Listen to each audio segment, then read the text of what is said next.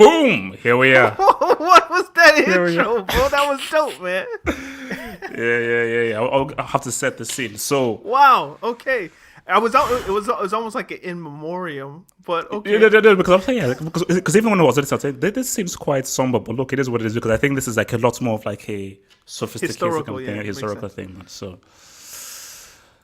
So I think the best place to start with this whole thing. Okay, so let me just tell you how this whole series started.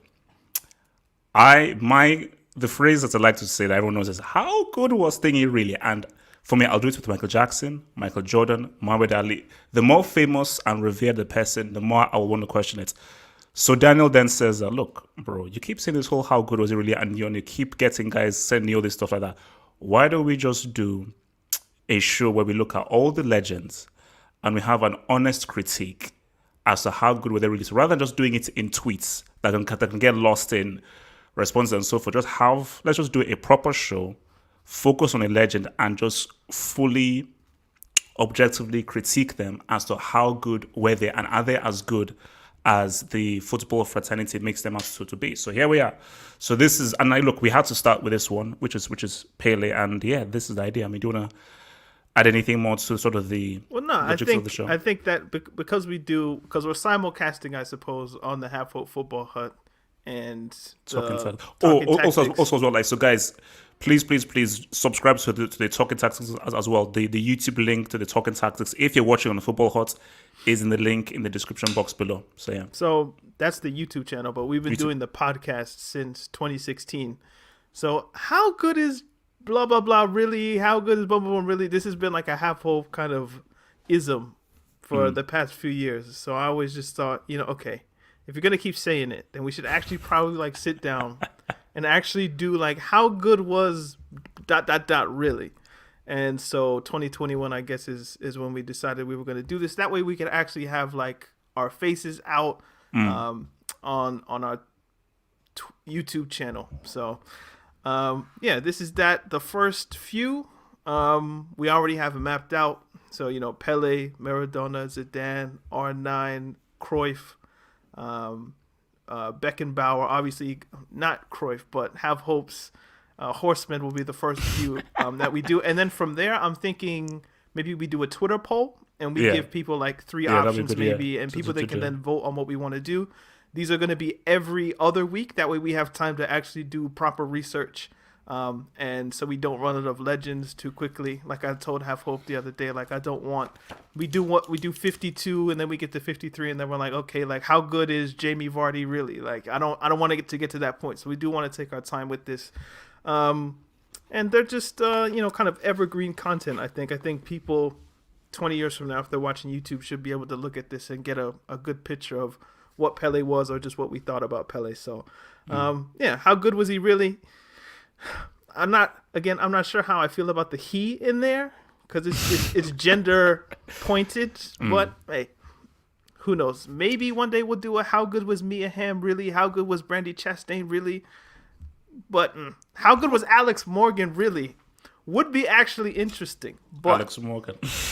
But I have opinions that I might not be able to say on camera. But I won't be able to say anything, but moving swiftly in that. So how I think the best place for us to start with this is, what is a perception of Pele before all the research?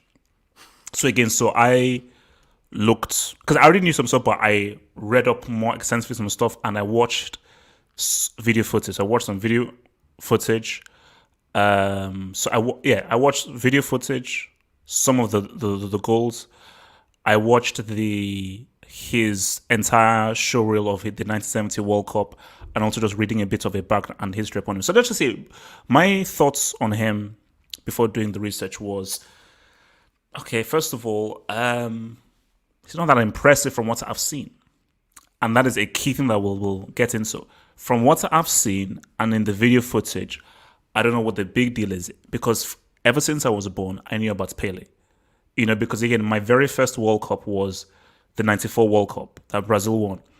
And Pele was there to give the cup to Dunga. And there was a big deal about, Pele. I was like, wait, who is this guy? Who is this guy that people all read about? And they just hear about Pele. And I was okay, so if this guy is so great, if I see any footage of him, this guy should be doing crazy things and everything. But the stuff that I saw of him did not live up to the kind of discussions and the hype that was said about him.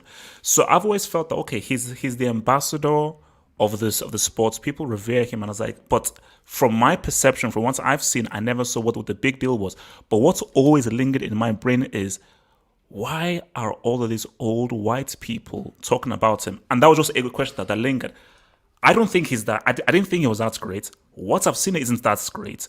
I wasn't of the time. So, but then I just sense, okay, why do they keep saying he's so amazing? Are they wrong? Are they somehow skewed? Did they fall under the kind of hype at the time? So yeah, it was just lots of questions.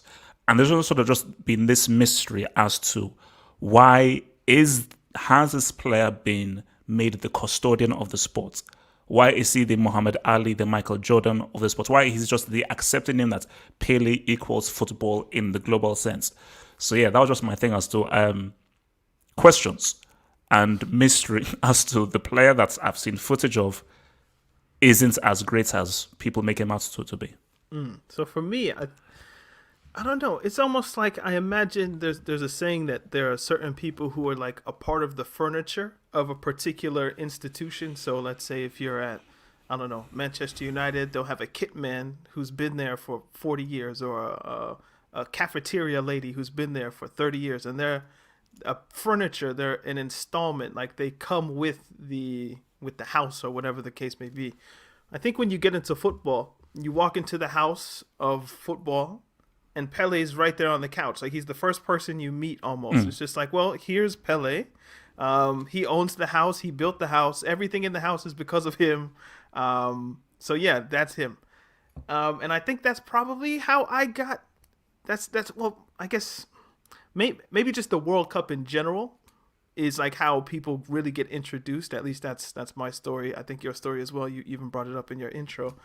And you can't really have a discussion about the World Cup without a discussion about Pele, at least when you get into the historicity of it and all that kind of stuff. So, yeah, Pele is just always around, even though I'm sure a lot of the people that are watching this, and I'm 30 years old, I can't give away Half Hope's age. But I'm older. That's all you need to know. But, we weren't around in 1958, 1962, 1966, 1970, etc. But we are still given Pele as, no, this is the guy, right? And he's the legend. The GOAT, as it were, the greatest of all time. The more that GOAT has been, I don't know, just kind of made popular in just everyday discourse. We have multiple GOATs, Zidane's a GOAT, Maradona's a GOAT, Pele's a GOAT, Ronaldo's a GOAT, Messi's a GOAT. We have two GOATs at the same time, even though GOAT stands for greatest of all time, not the greatest. Yeah, greatest. It's the greatest of all time. And we have multiple of those, even though it's a singular thing. Pele is that. At least this is the perception we get before we do research or whatever the case may be. And who knows, maybe our research has confirmed the sentiment. But this is something that you're given ahead of time. It's I would compare it almost to like religion, in a sense that like if your parents are Muslim, if they're Christian, if they're Buddhist, if they're atheist, if they're whatever, you're born into that, and that's what you get. You might not even question. So Adam and Eve, woo, you might not look into it too tough. But that's just what you're given. And I think as people who digest football and consume football, Pele's the first thing that we get. So my story isn't too different from yours. Just questions, but also kind of like this acceptance of just, if everybody thinks it, it must be true. So, because I have a place that I'd like to start. Do you have a place where you'd like to start? No, not necessarily. I think I can go anywhere you go, but let's check it out. Okay, I want to start with futsal. This is one of the interesting things I learned. Yeah. I want to start with futsal. So, one of the, and I think this is just one of the things that I read that was interesting, was Pele saying that. So when he played indoor football, this was one of the first beginnings of futsal. So anybody who knows what futsal is, it's 5-on-5. I believe it's played. Well, it was It's supposed to indoor indoors. indoor football, but I think now you have it on the beach. I think it'll be played on the beach, but really it's indoor. It's 5-on-5, and Well, it's I think based. there's beach football and then there's futsal. I don't Oh think yeah, the two are the it's just same. futsal. Yeah. So, and what? And remember, this is now. Obviously, correct me if I'm wrong. This was Pele around 14, 15, 16, I think. Mm-hmm. And he said that the fundamentals of futsal and just what that was about really helped to develop his quick thinking on the ball and be able to react quickly to things. And especially when you look at the footage of what Pele was doing, you can see that he was thinking very quickly. And again, one thing that you read with people, because I think it's always very key to read excerpts from what people say because we don't have much video evidence, is people say, one of his greatest strengths was anticipating the opposition and what the opposition players would do, which would make him to evade tackles and drift past players. So that for me was very interesting because I don't know how many players in general have a futsal background, because a lot of players, okay, you'll come through the, because again, because this was, I always use this example. So Rooney, he ran this tournament with these young kids, and it was all like kind of like indoor football stuff and everything, similar to futsal. And these guys were like really, really good. And they interviewed this one kid. They said, "Yo, like, why don't you do 11 aside?" He says, "It's not fun. That this whole thing is fun. 11 aside isn't, because they take the fun away from 11 aside." And I think why you always say, okay, why are Brazil the pinnacle of football? Why have they won 5 World Cups? Why are people see them as the best? Maybe it's because of the kind of core principles they've taken from futsal. Now, you can't directly be a futsal player and be an amazing football player. They have to adapt and tweak things because 11 aside is way more complicated than futsal. But from what Pele said, there are certain skill sets and certain things you take from futsal, similar to Ronaldinho, that those things can really help to develop your game. So I think for me, that was an interesting thing because I think the key thing is that the footage that I saw of Pele was, now this was before I did the research. Footage I saw of Pele was like, okay. He scores there, shoots there, blah blah there, and everything. Because I remember, because I watched the. Okay, no, let me go ahead. So, from what you see, it's like this ain't Dino, this ain't Robinho, this ain't this kind of stuff. But then when you now hear that he did futsal, I now look extensively at the stuff that he's done, and we'll get to the animation as well. You're like, oh wow, no, this guy was doing some pretty crazy things that Have definitely some, correlates to futsal. Xbox 360 footage he's gonna show Yeah. us. So yes, but yeah. So No, it's like the, I had that written down in my notes because I thought you were gonna structure it in a way like what did we learn, but I don't know if I could. Where did I have it?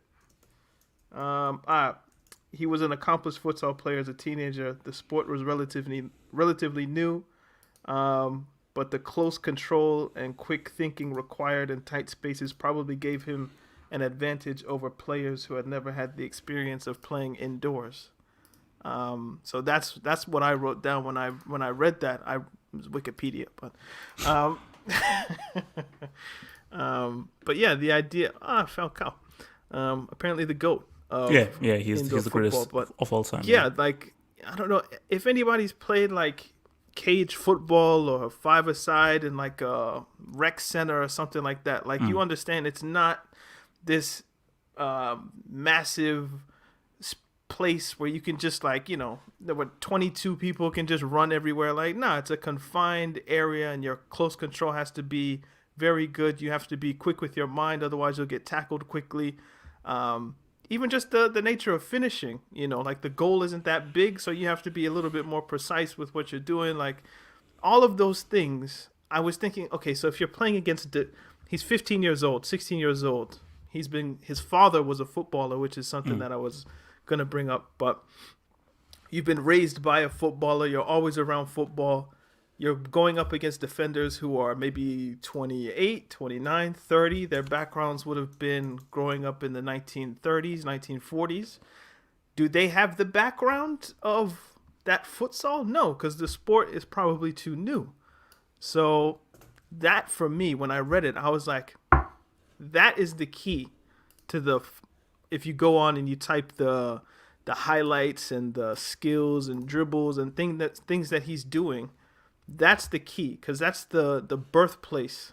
I think of those. Like there's a good documentary. I don't know if it's on Netflix anymore, but it was on Netflix for a while. I'm sure somebody can look it up. But it's called Concrete Football, and it's a documentary that's done in French. But it kind of details. There's players like Mahrez in it, Sissoko's in it. No, I don't know why, but Dembele, Ousmane Dembele, basically all the footballers who grew up in the banlieue or the suburbs of Paris. There's no grass necessarily, so where people play is in the street, the concrete. Even if you look up like the origins of Zidane, it's street football in Marseille, because that's where everything is, like there's not grass in the tower block necessarily. Like we got to play on the street. So everything that you learn there, I think, does give you an advantage. But I think, as you say, some players probably get stuck just doing skills and tricks, and just they get lost in the fun of it. Whereas 11-a-side is more structured, and it's a different place you got to use your brain. But the close control that you learn there, and like, there's some players who you can tell they play futsal because, they step on the ball with their studs. That's not something they necessarily teach you in like a regular footballing place, is to step on the ball. But that's it's a futsal trick. So you see the hints of that in Pele's game. You see, just even quickly, and again, look, I'm not some kind of professional player and everything. So this is just of my very limited experience of playing cage football and playing 11-a-side. Because you see, you always look at, why do players like teams like England not to do well, and why do they look so inferior to like a Spain and Italy or a Brazil? Because I think that when you play cage for football, the ball has to be on the ground. Because it's such a small space for you to play in, it forces you to be a lot more intricate. And again, it's about stepping on the ball, moving the ball in between people, several more triangles, and so forth. Now, when you now go into a wider space, because the space is a lot wider, you have to now think much more about your positioning.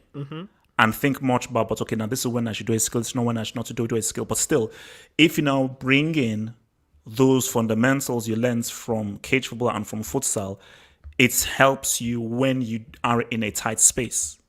So when you're in a tight space, you now know how to be able to navigate and get yourself out of that position, as opposed to if you don't have those fundamentals, because then you're like, oh shit, who do I pass to? What do I pass? So you almost feel like you're sort of stuck. So that is interesting though of Pele, because like I say, I didn't know that Pele was a futsal guy, and that really helped him to understand and also remember, like, this was the early days of futsal. That's the key for me, that other people, because he's so young, the professionals that he was going against wouldn't have had that experience. Nope. And that then makes... We'll obviously get into why you shouldn't compare Pele to other people, but the relative gap in skill between what we see in the 1950s, 60s, 70s footage can be explained by the fact that he had a background that other people didn't have access to. And I think if we want to get into, like, my one thing would be, we can see, like, the importance of maybe like a family, or like family structure, perhaps. I don't want to get like too sociological, but like when I was reading, because I'm in North Carolina at the moment, like LaMelo Ball is like a big deal because of what his father has done with him, his brother Lonzo. There's another brother that's not as good, but they all had NBA contracts at one point. And it's like a father who decided at one point, I'm not really good enough to get into the NBA, but I'll make sure that my sons are able to fulfill the dream that I was never able to. His dad was Donadino, or Dondino, I guess is how you would pronounce it. and he was a good footballer in like the southern part of Brazil for a time. He got a contract with Atletico Mineiro. I don't speak Portuguese, so I'm sorry, guys. But I think in his first game, I read his father tore the meniscus in his knee. Now, obviously, this is like the 1940s, so you tear a meniscus in your knee. I think they said like his knee swelled, and he tried to keep playing on it, and eventually got bad, and he didn't make it. But so he had basically a lot of time to play in the lower. In fact, Pele's youth team, which no longer exists, his dad played for that team. So his dad was like his mentor, his trainer in a way, and he got him into the game. So like watching your dad be a professional and learning the work ethic and just being around footballers, you can see it with like Steph Curry to an extent, where just somebody whose dad was just in the league, that gives you a level of probably comfort that the average person isn't or doesn't have access to. So I was reading that, because his father was a striker as well, one of the things that he told his son was, your right foot's always going to be good because it's your right foot. But use your left foot, train your left foot. Your weak foot is the important thing. And when we watch a lot of the footage, you wouldn't know necessarily, is he left-footed? Is he right-footed? Is he ambidextrous? There's things that, and especially like the skills that he's able to do with his left foot as well. Because you see a lot of people, especially left-footed players. I have to get on them for a little bit. They're so left-footed. Like the whole idea is like, his right leg is only for balance. It's only to stand on. Like a lot of people, once they have that advantage with one foot, that's what they stay with. But Pele, they just focus on everything. Pele, he had skills with right. He had skills with left. And again, it makes the disparity and what we're looking at. It's like, well, maybe this guy could play in this era based on what we're seeing. But I think that's getting a little bit too ahead of ourselves. But yeah, that's his brother. That's him. That's his dad. So yeah, just having a father that was a professional. I knew that already, but I didn't know the extent to which he was involved in his son's career. Did you read the thing about what he was named, the whole Thomas Edison thing? Yeah, I read. And the birth certificate and like, thing. I think they said like there was a spelling mistake. Yeah, in the because I think it's Edson or something. Yeah, they wanted it to be Edson, but they spelled it with Edison. Edison. So then he just goes by. And I learned that Pele doesn't mean anything. So Pele is he used to call himself like his favorite player. And people heard Pele, even though he wasn't saying Pele. So it doesn't have a meaning. Like, there's no translation of Pele in Brazil. So it's just a made-up name. Okay.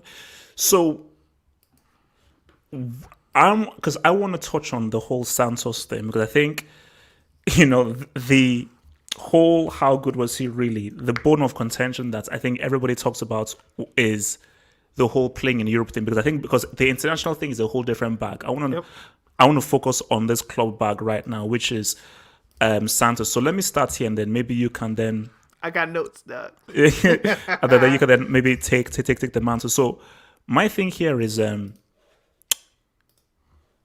national treasure.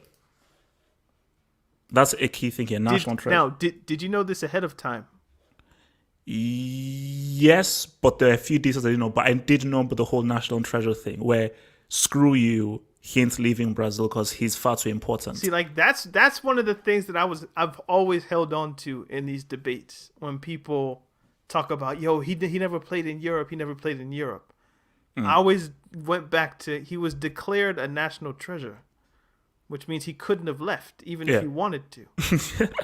So basically, my thing is, this is now where we now have the debates now, is during the 50s and the 60s. It is where I bring in my whole Dodd thing, degree of difficulty.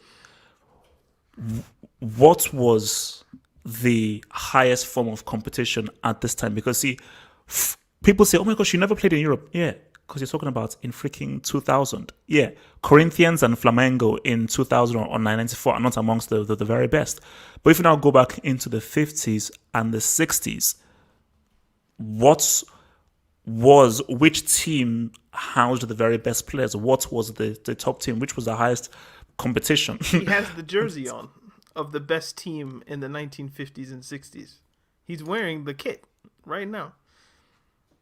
So my thing is, because obviously maybe you can obviously touch upon like which had the highest form, but the very fact that he was named as a national treasure and he was becoming much more iconic, and I even read as well, and I think this might be because I think so. Moratti, I think, is the current Inter president, and there was a guy called Moratti at this time because Inter literally had a contract to buy him. And then when Santos said, no, screw you, national treasure and everything, they basically ripped up the contract. So he was very close to joining Inter Milan around, I think, the late 50s or the early 60s. But my thing is, unless we know for a fact, which is why it's very difficult to know, unless we know for a fact that Europe was a be-all and end-all, we can't really say that, oh, because he didn't play in Europe, how can we rate you? Because again, people do say right now that, oh, the Champions League is not the highest form of competition as opposed to the World Cup, which I think is crap. But back at this time, when they want to look at the dieting, training, player acquisition, the club game was not as sophisticated or as developed in the 50s and 60s as opposed to 80s, 90s, 2000s, and from what we have today, you know. But no. That was interesting as to how he. Just imagine that. Imagine if a country saying that you actually can't leave. That you're a national treasure. So you're no longer a human being. You're like a thing. You're an object. So it just shows how, I don't know, is the word prodigious? How much of a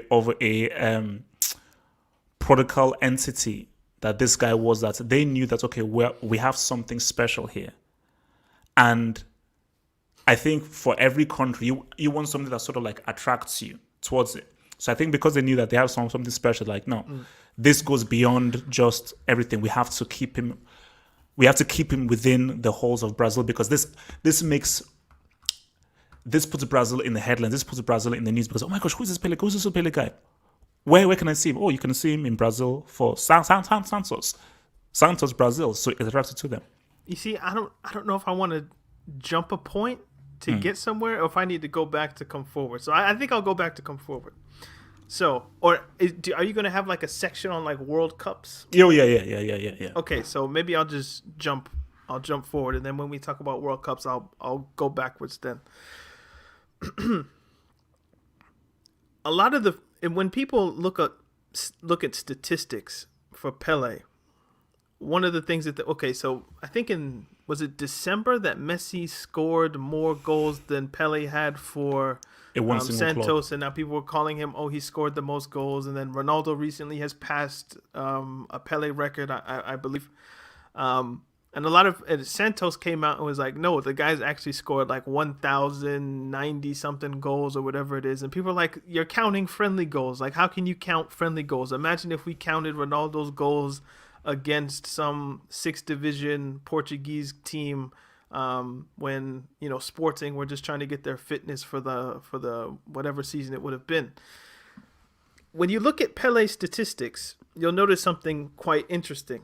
And that's, when he reaches his prime years in the 60s and 70s, he plays less games for Santos. And you have to ask yourself, why was Pele playing less official matches for Santos, but he was at the peak of his powers for all intent and purpose? Why is that? It's because, kind of building on your national treasure, Santos knew they had a national treasure in their team. Pele was now, after the World Cup successes, and he's scoring goals in World Cup finals at 17 years old, or whatever the case may be, he becomes a global superstar. Perhaps the only person more famous than Pele at that time would have been Muhammad Ali or somebody like that. We need to take this show on the road.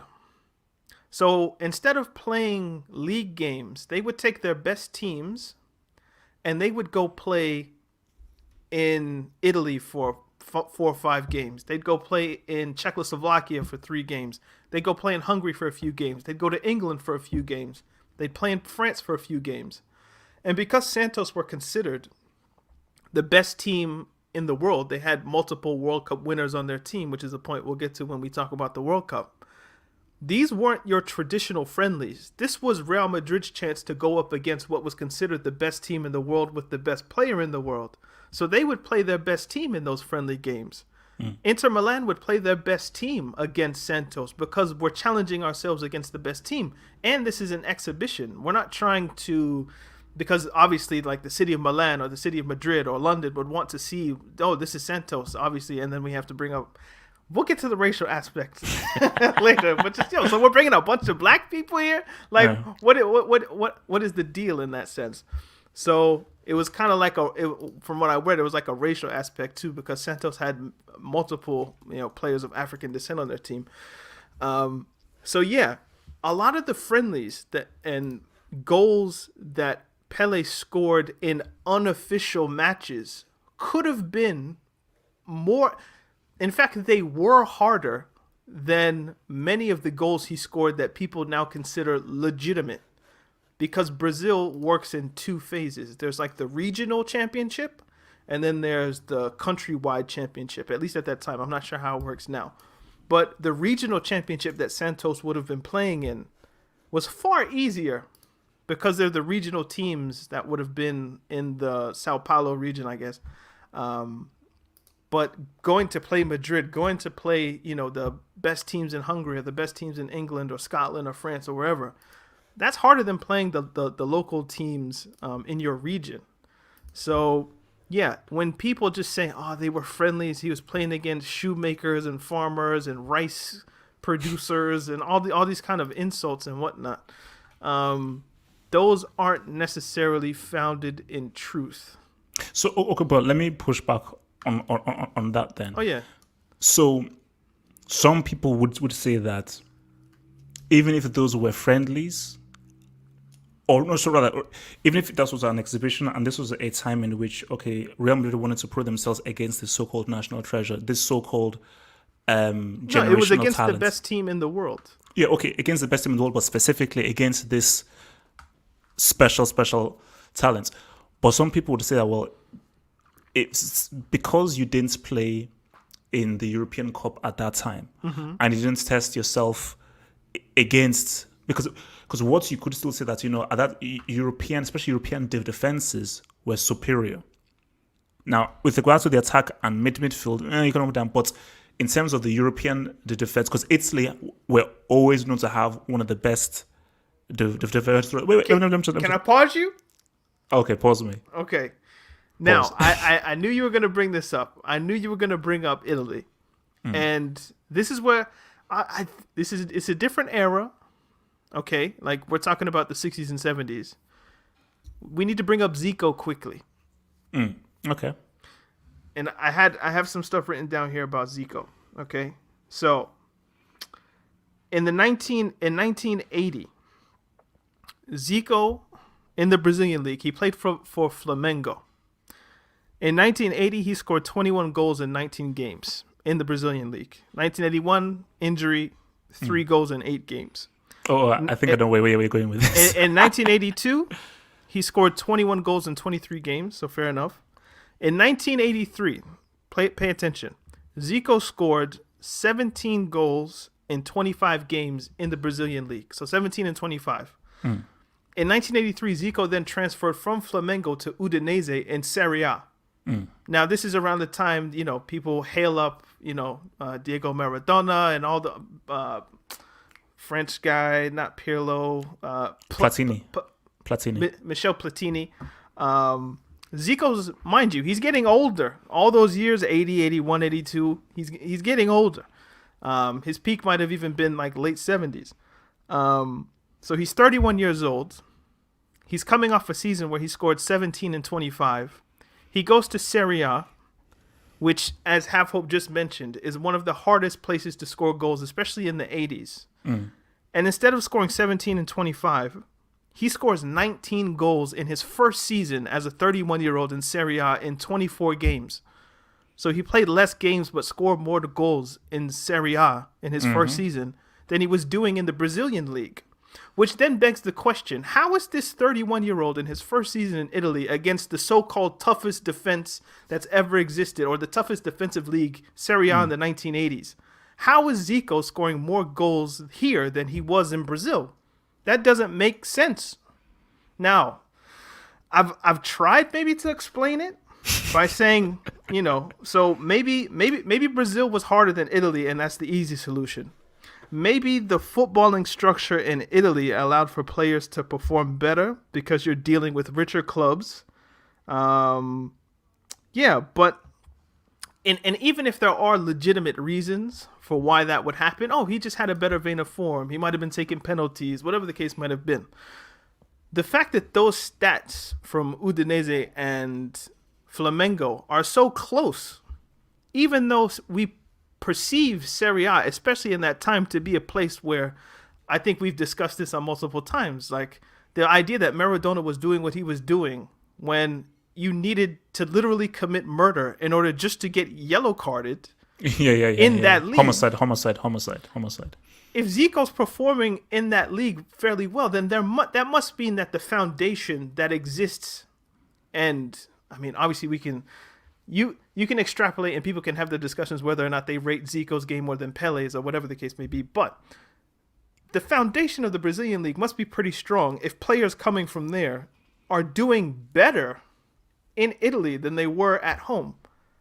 So when people always bring up this like, Serie A, like if he would have played for AC Milan and this and that, Zico, at least that first season, makes the case that what if Pele would have been better in Europe because of the economic and socio-economic ideas or just situations that would have presented themselves in a place like Italy rather than a place like Brazil. I think that's something we have to kind of question. Like, obviously, it seems like blasphemy.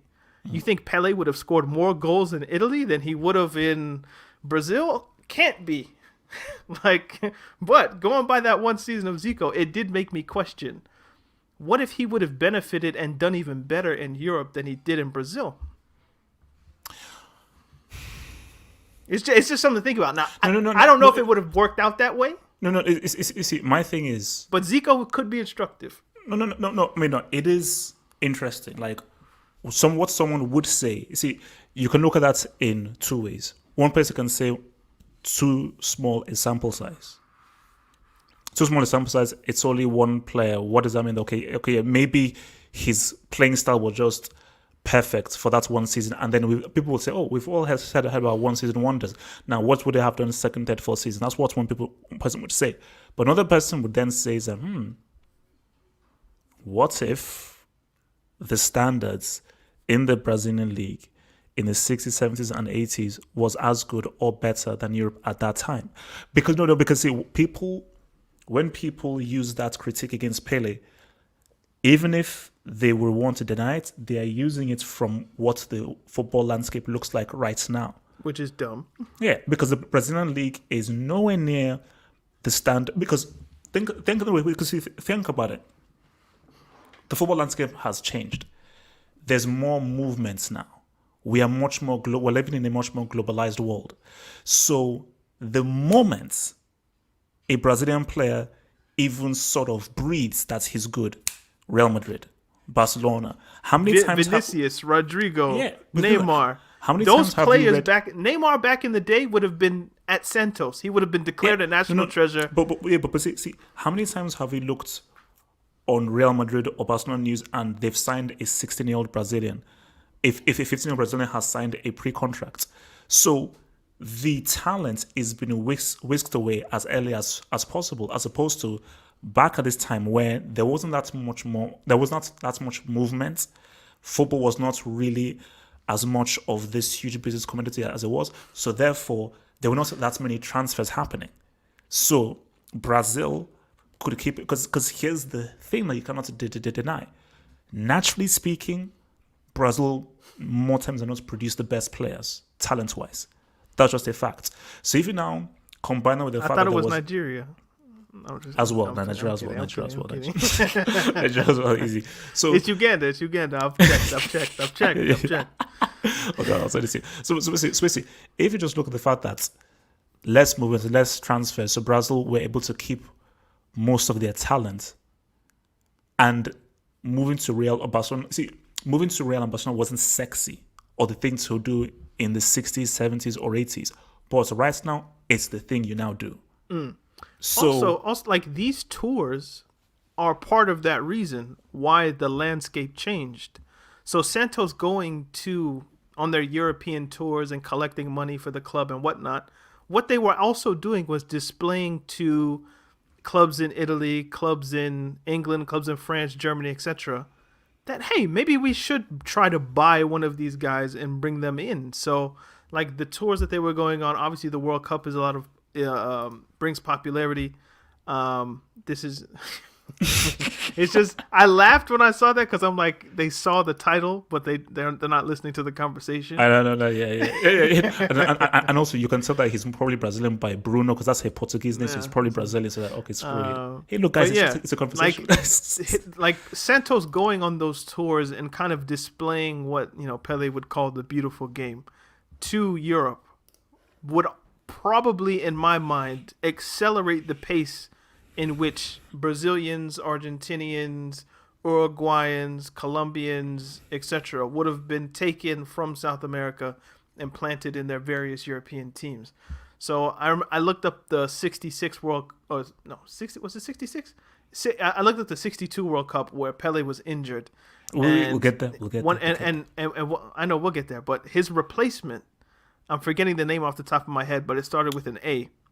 And he immediately went to, I think, one of AC Milan or someplace like that. And I think he scored like 30 goals in 70 games or something along those lines. So obviously, like the popularity of football as it increased, people were always going to get picked or plucked from. But Amarildo. Amarildo, that's it. Do you have his Wikipedia, like where he went in the 60s? Like he was in Brazil and then he went somewhere in Italy. And did all right if we just look at the numbers. Kwame, so Wesley said Kwame True. I thought it said Kwame Toure. I was like, yo, shout out Stokely Carmichael. Okay, so he went to Milan. He was in Milan from 63 to 67. Right. 32 goals, 107 appearances. Then he went to Fiorentina. 16 goals, 62 appearances. Then Roma. So he was a mid striker. But the fact is, like in 63, because of what happened in 62, they bought him. So, but yeah, Santos and Pele doing those European tours was almost like, I don't know, it's like Jackie Robinson going to play in Major League Baseball or something like that, where it's just like all the white owners just decide, oh, so these black guys can't play baseball. And then what does that do to the Negro leagues that have been formulating and producing talent for years and years, and it's all been kind of in-house? So the Josh Gibsons and the Satchel Pages and all of the legends that were playing Negro baseball, they were all just there because of segregation. This wasn't necessarily segregation. It was just more like you stay in your country. I guess it was segregation to an extent. But yeah, Santos going on those tours, Pele just, being the most popular person in the world, perhaps. It started the ball rolling on, let's just go pluck some 15-year-old from some favela somewhere and see what he's got. Yeah, I mean, you see, I'll be real with you. I never, talking about how good he was, good conversation, I never put much stock into the whole goals arguments. Because the whole goals thing is how many were recorded, how many was recorded. Who scored merchants? I think you called them. Yeah. Like the goal scored merchants. It's like, so I don't know about you, but yeah, I've been more interested in the intangibles and the performances and the different things. So I never really put that much stock with regards to the goals scored. And maybe this is a nice segue into another point I want to make. So 1,000 goals, 3,000 goals didn't mean anything to me. It's the types of goals that he was scoring.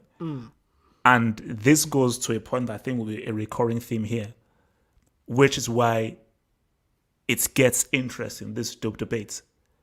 A lot of stuff that people say, the older guys who saw him play, some of the stuff that they've seen, we didn't see. Because they said that, because I read that 70% of video footage of Pele is gone. 70%. That's what I said. I think that's what I read was 70% of video footage of Pele. We can look. It makes sense. What do you mean by gone? Like it was there and then it's gone, or the games he just played but wasn't recorded. Basically, 70% Okay. of the stuff was not recorded. Wow. So, and this even brings me to this point here. Obviously, we can't really play it here and everything, but now I think it was against a rival. I think he was for Is this that video game footage? the It video was game Juventus, wasn't it? Isn't that what it said? but not the Juventus. It's the Brazilian, The Brazilian Juventus. Juve. And basically, he says that it's his greatest goal that he has ever scored, and because it's the greatest goal that he's ever scored, he couldn't actually. He asked animators to create an animation of the goal, and basically, when you see this goal, it's ridiculous. But it's basically because again I was like, okay, well, wow, okay. So I obviously I went to Bing.com, blah blah, looked at the whole thing, and basically it's similar to the goal that he scores against Sweden in the 58th World Cup final, but to a much more extreme degree. And I think this now goes to why people need to understand the whole Pele thing with regards to doing things before their time, and was doing things that people could not really understand. So because you were doing things that people could not understand, it had a greater impression on people. No. What I saw in that footage, I don't think I understand it. Because he did it 4 times, didn't he? You go 1, 2, knee control over the. I don't get. And do the keeper as well. I mean, no, basically like. And then you don't finish with your foot. You finish with. I don't get that. With your head. It's like. It's the kind of goal that you'll see. A FIFA player do. No. See, basically, you know how you play cage football. Sometimes in cage football, we'll have like, let's say, a semi-pro come and play, and he'll just score a goal that makes no sense. But it's like this guy's a semi-pro, and we're all part-timers who are overweight, out of shape, and so forth. So this guy will just chip a keeper, balance the ball on his head, and just do like a crazy volley because he's playing against freaking semi-pro. So that kind of goal that he scored, where this guy is just juggling the ball over a defender, over another defender, over the keeper, and finishes with his head. It's like, it doesn't make any sense. But the thing, when you watch other footage, you see that he has that in him. So it's not unbelievable. It's just like, how would that look in real life, rather than it being like Xbox 360 or whatever those graphics, PS2, whatever it would have been. But yeah, when you watch the footage, he juggles the ball or flicks the ball over defenders and finishes. The fact that he does it 3 times, it's like, whoa, that's interesting. But nah, like you see elements of that, and the fact that he's only 5'8" and he's able to get the leap that he gets, I think that's quite interesting. So people always think, Cristiano Ronaldo has the best leap or whatever it is, but Cristiano's 6'1", 6'2", like. Kind of makes sense. But for this guy to get up that high at 5'8", that's like an inch. Is it an inch taller than Messi? I think Messi's 5'7". So dealing with a different type of athlete. No. That is a crazy. And do you know what I wanted to bring up? Just kind of going back to his dad, and this will be just quick. The way that he played, and I'm sure the way the defenders at that time wouldn't have liked it. Obviously, he had injuries. But to not get like something career ending, which at that time would have been an ACL injury, just something, Achilles injury, just something really catastrophic that in the 1950s or 60s they didn't have the science to fix. I think it's a testament to his athletic prowess and just really how good he had to have been in order to defend all of just a little thing, like a leg break in 1962. You think you're coming back from that? like a leg break, not in the same way to be what you are further down the line. So yeah, I think it's a testament to, again, I don't want to get lost in the physical attributes without going back to him as a futsal player, and what's in between his ears must have been just some next level of just a progression in the game. It's probably the easiest way to put it.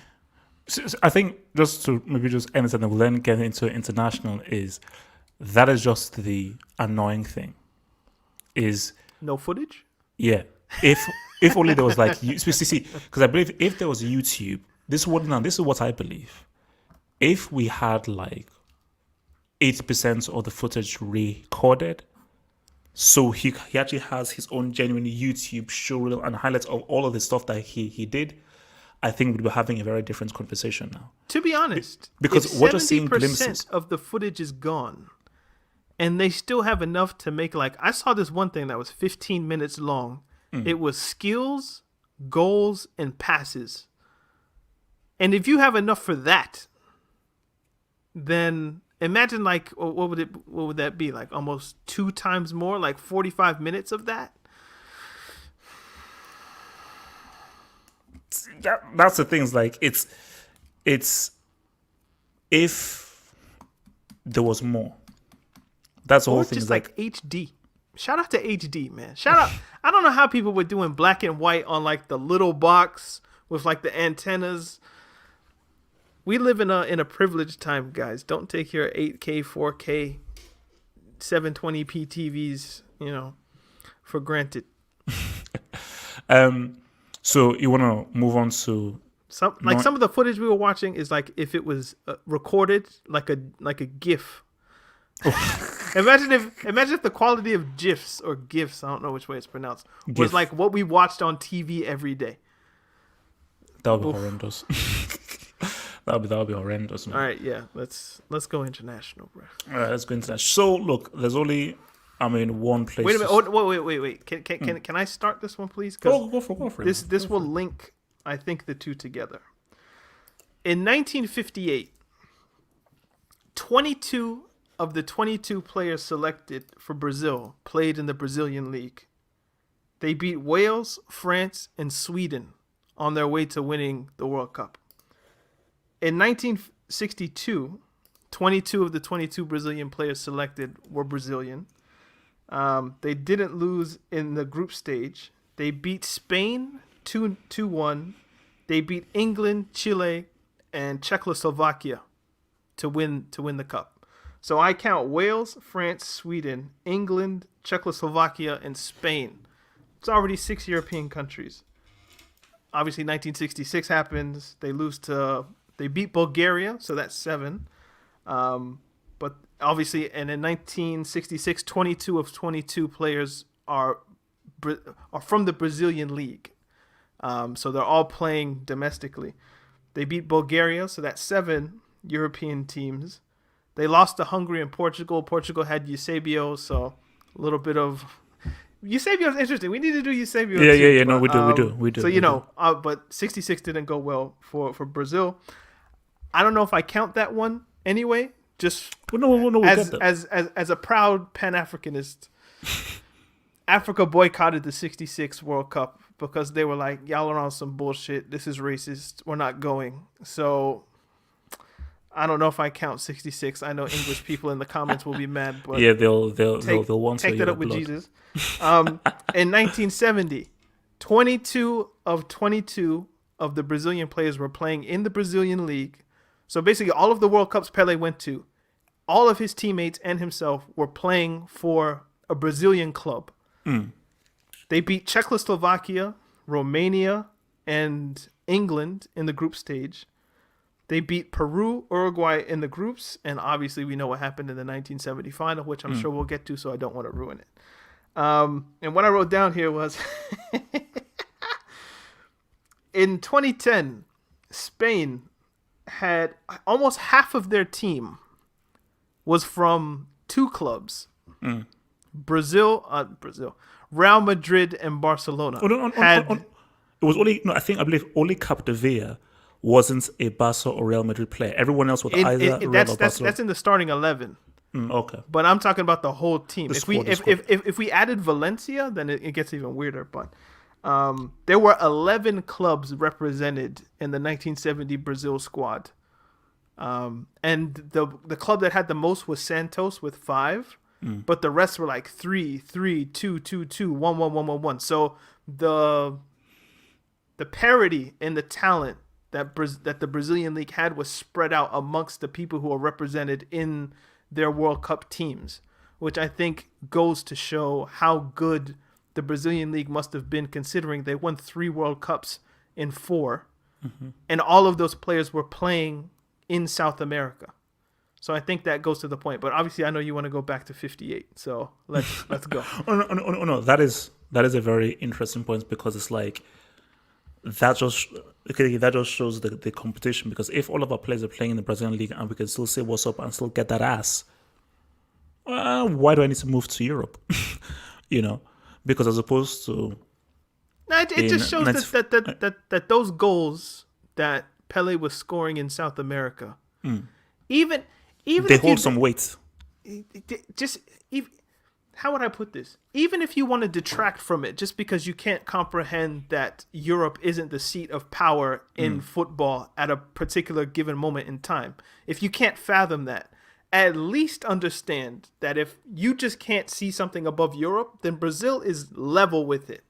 So Pele's numbers are comparable, at least, if not even better. Here's the key thing. Okay, let's bring a bit of racism here. Let's just say slight racism here. As we say these points, you can see the very Eurocentric view that you're having, which is that you're so stuck in Europe being the center of everything. You can't divorce yourself from the fact of like it was a different time back then, because just using your logic, it's not hard. Yeah, just use your logic. Like in this world right now, any Brazilian top talent has left Brazil by the time they're 16 or 17. They've already left. But back then, they didn't. Most of the top Brazilian talents and players stayed in Brazil. So if you don't have the very best of Brazil, which we know produced some of the very best, as you've seen from Rivaldo, Ronaldo, Ronaldinho, Cafu, Roberto Carlos, Marcelo, and so on and so forth, then Europe can't house the very best talent. When you can see that Brazil, because I'll get to 666, because an argument can be made that Brazil should have won 4 World Cups in a row. But I will get to 666. Can I have one English thing? people not like, no, we'll get there. Let's 58. See, this for me is this is the undisputed point here. Is 1950. This is where it all starts with me. We should work backward. Yeah. It's like, He's 17 in the picture. So people thought Mbappe was on smoke at like 18, 19. Come. see, this is when this is the point where you can't dispute the greatness here. I mean, we'll get to 66 and 70, but 1958. See, here's the thing. And this is how you have to approach it. Because people can say, these defenders were bums. They didn't know how to defend. Defensive structures were not evolved enough. Defensive strategies were not evolved enough. So, because the argument is, look, he was playing against guys who didn't know how to defend, who were out of shape. But think about this. You are of your time. You are merely of your time. And the fact that a 17-year-old, a teenager, is playing against fully grown men, that is a crazy concept. Just remove everything. Just look at our concept. A 17-year-old who doesn't have nearly as much experience at this sport as these guys do, whose physical body is not near the physical prowess that these guys have, shows you just how crazy it is. And even more so, to you in 2010, 2015, 2016, it looks as if he's playing against defenders that are losers. But the key thing is, he was the only guy that made them look like this. If these defenders were so bad, surely there should be several players that make these defenders look bad. So is it a case of these defenders were really bad, or you just have somebody that is doing things ahead of their time, and these defenders didn't know what to do? Like that goal that he scored against Sweden where he flicks the ball up. Nobody had ever seen that before. Like, well, what's this? The ball is going up, he's controlling it down, and he's flicking it up again, and he now judges when the ball comes down, and he then volleys it through. Like, so as a defender, when you're so used to players playing a certain way and doing certain things, here comes this prodigy who is bringing in a futsal mentality and psychology. And because you've never dealt with it, you're like, what the hell is this? So people need to look at 1958 through that perspective of the age of this kid and what he's doing against grown men. Like in what, just kind of dispelling just any of the time. I would love people to tell me at what time in human existence has like a 27-year-old, 28-year-old ever been like physically at a disadvantage to somebody who's 16 or 17, like in a general way?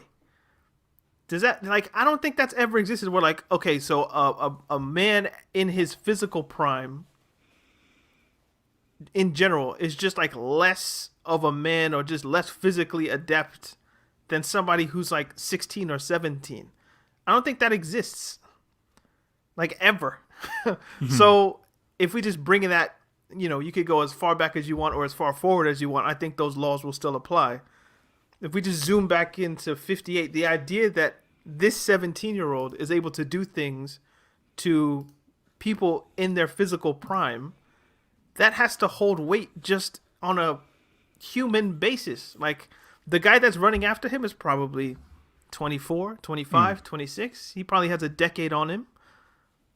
But he's still, like, he's dribbling past him. That guy's chasing shadows. I know he is. He doesn't make the tackle in this picture, I guarantee you. And the guy behind him, he's like, God damn, like, I can't get there. And, like, Pele's teammate is just like, go on, man. Go on, boy. So, yeah, like, you can think of rare instances. Cassius Clay, Pele, Mike Tyson, even like Usain Bolt when he went into the 2000 Olympics, and I think it was in Athens in 2000 or maybe 2004. Like even he lost races. He needed until Beijing in order to be at his physical peak in order to take people on, like in his 20s. Like, it's like, yeah, like there's never in human existence been a time where you would pick the 17-year-old to beat the 27-year-old who are both professionals in the same thing at a particular given physical activity, unless the 17-year-old is on a level of Mike Tyson, Cassius Clay, Pele, Mbappe, but not so much. And the people in the comments saying Tiger Woods, that's golf. Okay, golf is not a sport; it's an activity. But that's a different. Yeah. Nah, that's a whole other debate. How good was Tiger Woods really? And the 2000 Olympics was in Sydney, Australia. 04 was Athens, right? Yeah, 04 was Athens, yeah. So now, let's come to this. Now, this is where we now have to Tyson have was robbing people at like 11. What a bad person, man. Look, Tyson was different. That's a whole other ball game. So, okay, now this comes to the ball of contention. So let me ask you this. Does Pele have 3 World Cups or 2 World Cups? Technically? No. Or just a yes or actually? no. When you just say Pele has won 2 World Cups or 3 World Cups, what do you say? He's won 3 World Cups. He's won 3. I say he's won 2. But that's technically you're saying. No. I just say he's won 2. Like, if anybody just says, oh, so how many World Cups? I just say Pele has won 2 World Cups. I don't care about tech. He's won 2 World Cups. So here's my argument, and then you can then respond. I do believe Pele is fit. They win it. Like, Pele wouldn't somehow hinder Brazil's chances. And as people are saying, which is what makes things so annoying, they said that this is actually was him at his peak. Mm-hmm. So, well, 66, 17, and 62, this era, early 60s, was when he was pretty much at his very best. So, logic would state, if they won it without him, they'd win it with him, but to a greater degree. It's like Brazil and Copa America. It's like they won the Copa America without Neymar. So if they had Neymar, would Neymar hinder them from winning it? Would Neymar do things or make the decisions that would mean that they will not win it? That doesn't make so. Logic would say that if he played, they would have won it. But my thing though is, because you played one game, I think he was trying to take a shot against Czechoslovakia and he injured himself. The team more so had to now take on the heavy lifting of the rest of the group games, rest of the knockout games, and as people said, this was Garrincha's World Cup. Okay. So he participated. He was in the squad. Just because he wasn't playing doesn't mean he didn't participate in them winning. So the same way you say Ronaldo hasn't won a Euro, Cristiano, not to make confusion, but the same way you say Cristiano hasn't won the European Championship because he didn't play in the final. A lot of people would say, well, he did things to help them win it in terms of group stage, knockout rounds, and even when he wasn't playing, he was still in and around the team shouting orders and just kind of being a leader, being the captain of the team. Pele doesn't have necessarily the knockout and group stage activity or participation except for the first game. I think against Mexico? Was it? People in the comments can say, but he did contribute at least in some way. But yeah, I wouldn't take the medal from him. I would just say of the three that he's won, this is the least of those, so you can put it on a scale. You might be able to say 1958 might be the best, or 1970 probably. But yeah, it's in his, but it's just not the one that he would show you in his trophy case first. The same way R9, he was there in 1994, but he wasn't really there. Like, he didn't play, he didn't contribute in some massive way. But so technically he has two. But the one that we would talk about is 2002, not 1994. So, yeah, Pele has three, but the two that we'll talk about in great detail are the ones that he participated in. My thing is that Cristiano. By the way, Kwame, you're right. It is ridiculous. Cristiano does have a Euro. Half Hope's just being a hater. So somebody has to call him out on this channel. I think that's a trash argument, by the way. Because eventually there's going to be a player that gets injured in the final that you like, and then they're going to be stuck having to say, no, Hazard, he injured his ankle in the 12th minute in the World Cup final. He participated, the group stages, the semis, the this, the that, but he didn't help Belgium win the final, and then you're going to be between a rock and a hard place. So I think you just should give Ronaldo his credit, if I'm honest with you. And you know what? If you gave Ronaldo his credit, maybe that would unlock all the bad juju that you have with players that you rate getting injured, but just me. Moving on very swiftly. No. But what I was going to say is that Cristiano definitely, I feel Cristiano contributed more to Portugal's Euro than what Pele did. So yeah, technically speaking, look, he has the medal and he played that one game. And logic would say that if he played, of course they win. It's not going to stop them from winning. But I just don't like. We can't know that though. We can't know that. So maybe Garrincha did have to be the guy. That's also something you have to consider. Like, the absence of somebody could make the parts better in a way. Because we all have to step up. We're not just relying on one person. It has to be a group effort. The talisman isn't there, so let's step up. So who knows? That's, again, you made such a beautiful point. Football is so complicated. 1 + 1 doesn't always equal 2. You say, oh, he's the best player in the world, then they'd win. But maybe by him being there, they play differently. And by playing differently and by an opposition having tactics for him, which is what we'll get to in 66, maybe that throws up and makes the team much more dysfunctional. But then you now remove the whole Pele superstar. He's the guy, give him the ball, he can do everything. You now take that out of it, and now you now have much more of a greater team. Maybe that greater team is what makes them effective. So we now come to this now. But he has the medal, and he claims it. So.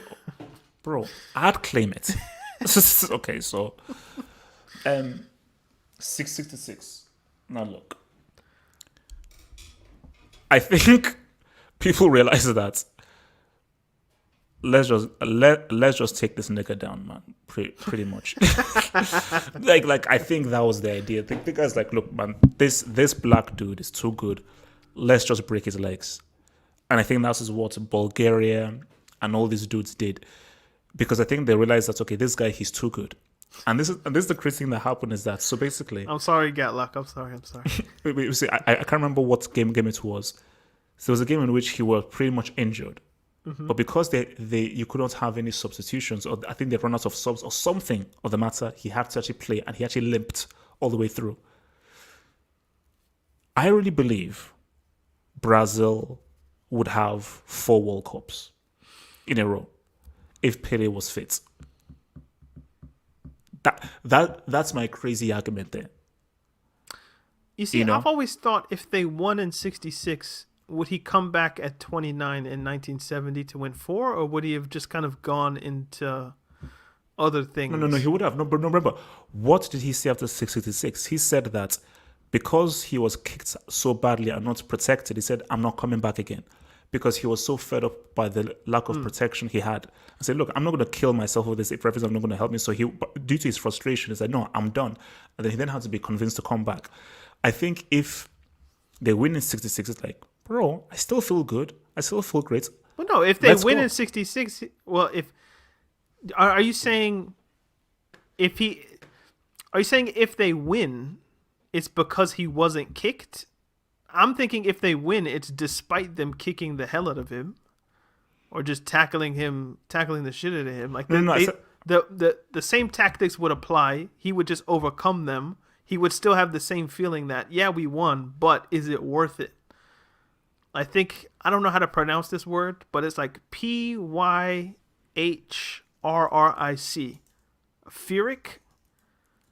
A Pyrrhic victory is basically like where you win in war, but the casualties are almost make it not worth it winning. So it's like a Pyrrhic victory, I think is what it's called. Maybe that would have been what 66 could have been for Pele. Like, yeah, we won, but at what cost? But obviously losing. Oh, when you commented, like 2 comments came. Oh yeah, no, yeah. So would you so if he was fit, do you think they win 6-6, or you think England it was destiny for England? England. It's coming on. I don't know. Coming. Like this of the ones that I researched, this was the one I researched least.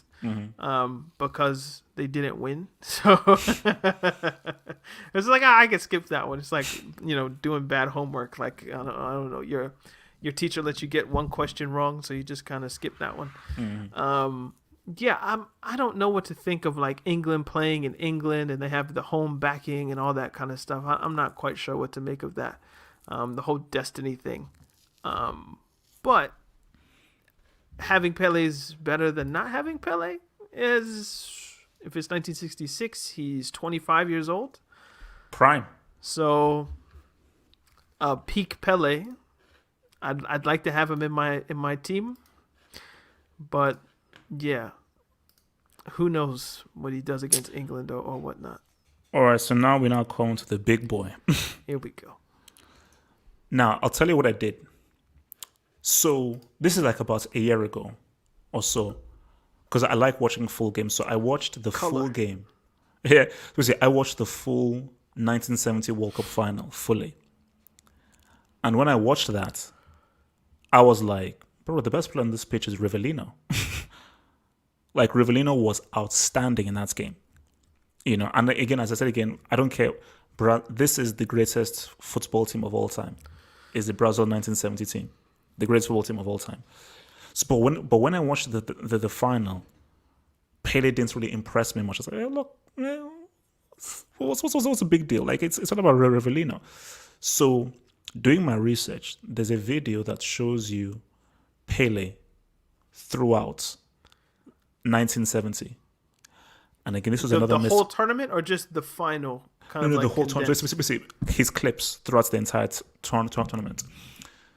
So what I always thought was Pele was a striker. Yeah, he could maybe be like a ball playing striker, but I thought he's a striker. But seeing this, no, this guy was a playmaker. He was a number 10. No, a number 10.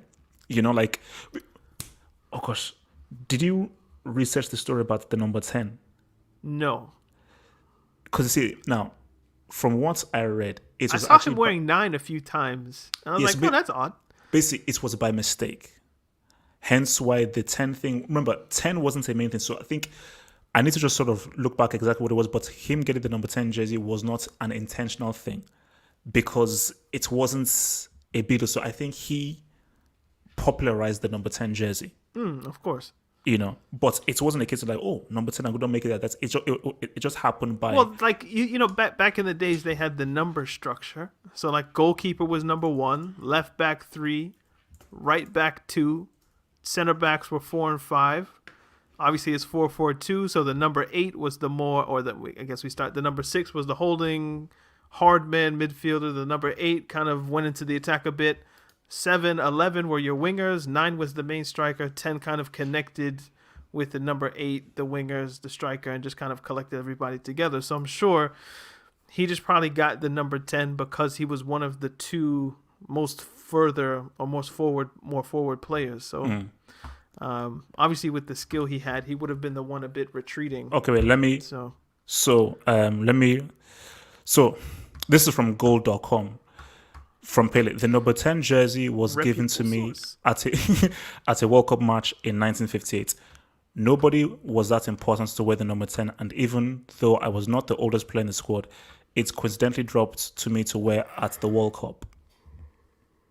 So it was just by mistake. So, oh, look, 10, just take this whatsoever. So you know, so now watching this, I'm watching his highlights in 96. I was like, you could see his intelligence as a player and his all-round skill. And I just wish that I had really watched this earlier because I was like, okay, look, I'm just going to watch the final. See, I've seen the final and I saw like the clips, like, because, you know, he could have scored 2 of the greatest goals ever. One of which where, you know, he shoots from inside his own half. And the one where he basically dribbles the keeper, where he lets the ball run through. I know which one. Goes one side and then goes. Was it against Argentina or Uruguay or I think it might have been Uruguay. I think it might have been Uruguay. It was like in a light blue. Yeah, light blue so I was jersey. thinking one of those. But I know exactly the one you're talking about, where like he bamboozled the goalkeeper thought he was going to touch it. But he just ran let it around and took him a little bit too far. But So watching this, because remember he is 29 here. And you have to remember that he didn't want to, he pretty much retired, so he had to pretty much be back. So this was almost like a Zidane thing, you know, in 2006. But I think when you look at the footage of him throughout that 1970 World Cup, you begin to appreciate just how accomplished of a player that he is and just how influential he was for the team. And I think they said something that he contributed to 50-something% of Brazil's goals throughout that tournament. So that's like Maradona type stuff from 86, where it's just like, without him, they don't make it. Yeah, you'll be pretty much screwed. Now, this picture, can I talk about why I like this picture so much? It's 1970. Look at who's being lifted up. Look at people's happiness, and look who's on the ground. Now, obviously, this is Mexico. If this was like South Africa or the America or England, perhaps this would mean a little bit more to me. But the optics of this, like the god has arrived, the beauty, legendary, and just like, you know, it's 1970. Dr. King was killed 2 years ago in this picture. Malcolm X was killed 5 years ago in this picture. Like the stuff that was going on in the world. I think the Mexico Olympics were 1968. And that was the one with like the Black Power fist and whatnot. It could have probably been in that stadium or somewhere near it. So, this this picture is always like, wow. This was the first picture I remember thinking, wait a minute. So Pele was So 1958, 1960, 1970, like this is like peak racism. Well, it's not peak racism, but this is some bad racism. Like peak racism is obviously like 1700s, 1800s, but like from the historical context that we understand today, like this is like the civil rights movement. This is like what's going on in the world at this time, and people are still peak racism like is this basically black slavery man. times. Peak racism is slavery times. Yeah, I but like in the modern context, I would say like the 60s is like damn, like this is like where you get all the civil rights leaders and whatnot, like not all, but like a fair few.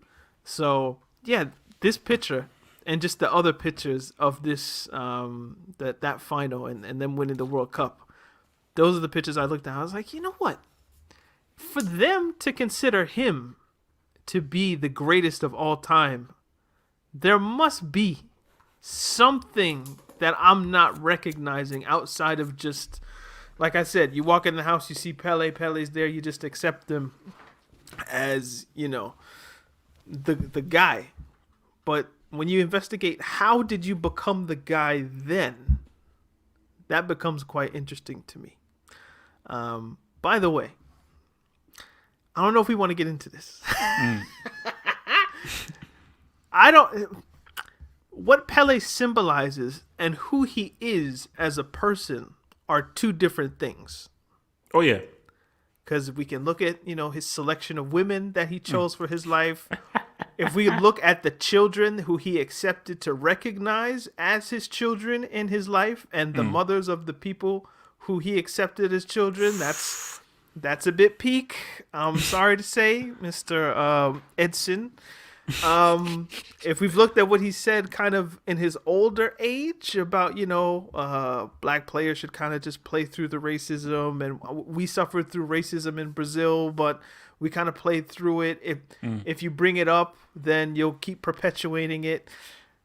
We got some issues there. But I can kind of set that aside and just think about this image and think about what that would have done to people's consciousness at the time. By the way, in the 1960s, Brazil had like how would you put this? Like a military government.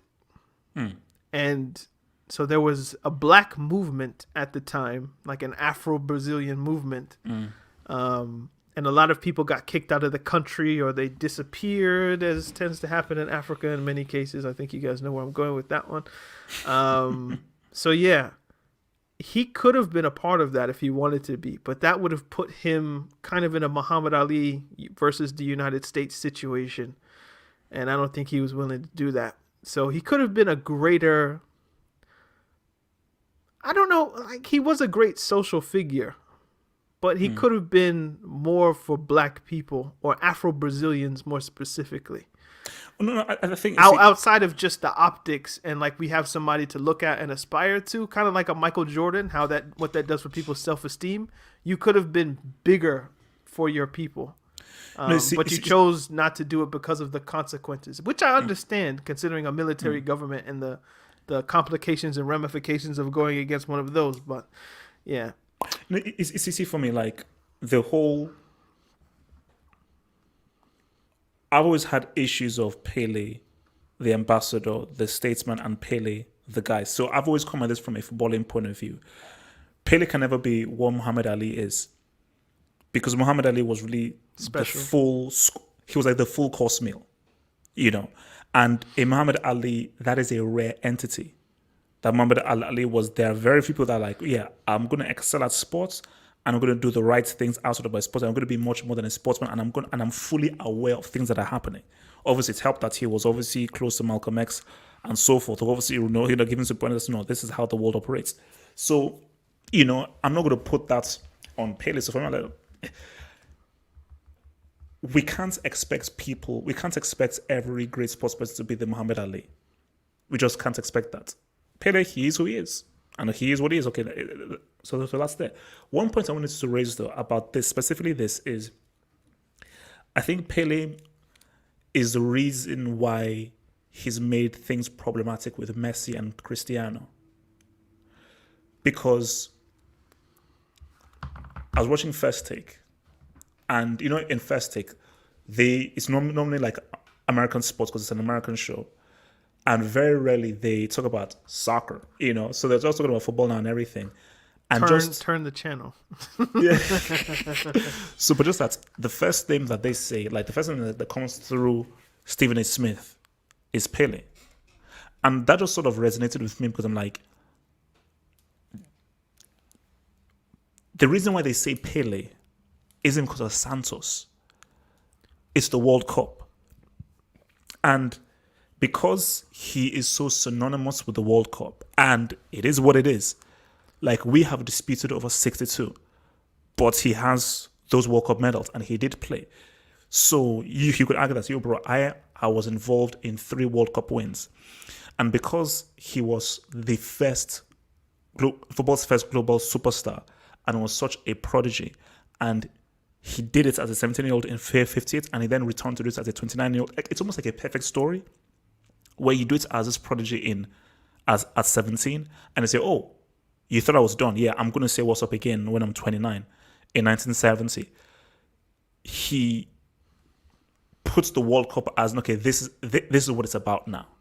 You see, because this image here, as much as I love the Champions League, I can never get the same emotions from any Champions League picture that I do getting from this picture, or the Maradona World Cup picture, or the Ronaldo O2 World Cup picture. There's just something about this image of the World Cup victors that's like this is it. This is the thing.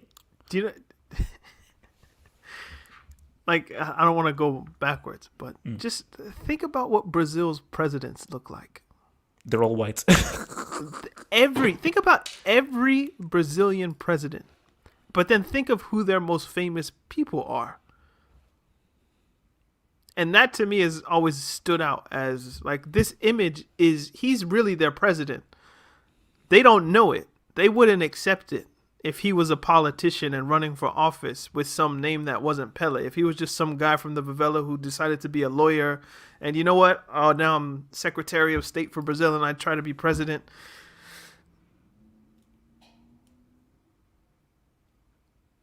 Yeah. Makes sense.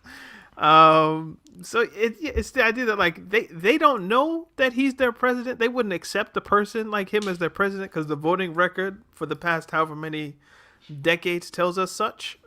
But really, he is their president, or he has the capability, like just in their mind, like he's what they think of when you think of that country. That's what you think of. So for me, that's like it's a special story, man. So, here we now come to where we now have to answer this question right now. So, we began with what we thought of Pele before the research. Mm-hmm. And now we now come to our deduction after the research. And this is where I'm at. And then maybe we can evolve and go back forward. But this is where I'm at. It's a shame we didn't have more footage. Because I think we have enough. I want more. You see, basically, I'm an eye test merchant and so forth. So I wish I had one. But here's the thing: that you see, you almost have to train your brain. Like I've always said that. See, the best player I've ever seen in my life is Ronaldo, or the real Ronaldo, and who I think is the greatest is Maradona. But this is where you've got the deliberation. Is people say, "Oh no. Just watch the footage. Is he good? No. But Pele is one thing where you can't just watch the footage. You've got to take everything into context because Maradona, Messi, Zidane, when they were 23, 24, everyone was 23 and 24. So they arrived at the right time as everyone. Because here's the thing. Pele was doing things before most people did things. So if we look at step over, volley, weaker foot, chipping the keeper from outside the box, little dink play, nutmegs, bro. The amount of nutmegs I've seen him do. Nutmegs. So basically, but that's a futsal skill. That's something you learn in the cage in the street because I need space. So basically, see, that is why the how good is he really thing is strange. For Pele, it should almost be how great is he really thing. Because if we use the word good, it's very much a subjective, maybe eye test thing. Because if we use the word good, it's well, no. See, have hope. Okay, but no. So if you do the how good is he thing, it's like, okay, this is football. So this is how I feel about football and everything. So okay, let me look at your footage. Let me look at things for this. So almost like as if like I'm a coach, and this is who you pick for the team. This is who's in your subs. Okay, boom. I want you. Okay, you on the bench because I think you're this good. You're this good. You're this good. You're this good. But I think when you look at the Pele story and everything, it is a combination of the good and the great, because this 16, 17-year-old, that is a good and a great thing, because the guy was damn good, because that guy was doing crazy things. But to be so far ahead of your time at that age is crazy. And this is the key thing, and this is something that you've brought up as well. Why? Basically, jazz. What did I say, jazz? Go back to the 50s and the 60s, and whenever, when jazz and blues whatever was at its peak. I got you. These white guys were like, they are niggas. Davis, bro. Wow. Yeah, see, for these guys, they're like, look, we hate these guys, segregation, and we view them as niggas. As a human being, you cannot deny it when you like something. Even if you hate the person that is doing it, you can't deny your love for it.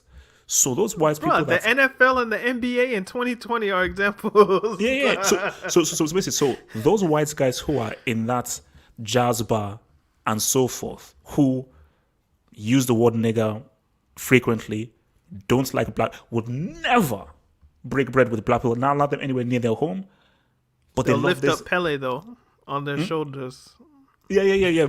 But see, they will love the music and so forth. So I think the thing with Pele is, most of those guys that were prominent, they probably use the word nigger and racist, but when something is good, you can't deny it. So these guys are like, bro, my human brain cannot deny when I'm seeing something that's just flipping amazing. So if all these white guys at that time are saying, bro, this is the craziest thing I've ever seen in my life. And even it must have been the craziest thing they saw. Yeah. So even if you've not seen Messi, for me, Messi is white. Let's keep. Okay, yeah. I'm going there. I'm going. Most obvious bar of the night for me. Messi is white. See, people say, no, Messi. Oh, he's South American, he's Argentine. No, he's white because Argentines are Italians. is what they are. So it would be fits the narrative for Messi to be the face of football. Hence why they're trying to make Messi the GOAT. Hence why they needed 2014 so much, because they know that they need that World Cup because of Pele. See, Pele has ruined things for everybody. Because what they want so much was, see, the story was Messi, just win this World Cup so we can get this nigga out of here. Just win so we can get this dark skinned dude the fuck out of here. I don't know if it goes that deep, bro. I'm going here. So this is where I'm going. I don't think it goes that deep. So because of that messed up, it still goes back if it's that deep, I think it's on a subconscious level. Oh, no, subconscious. I don't think people are thinking like, man, Pele, man, this black guy. Just we gotta get him out of the paint, man. It's like a Caucasian subconscious thing. But I just think that for Pele, it's you have to take into account what he was doing at the time he was doing it. So we will never understand because we are looking at this through 2020 eyes. Yeah, see, I think you're right where you go, you have to train your brain.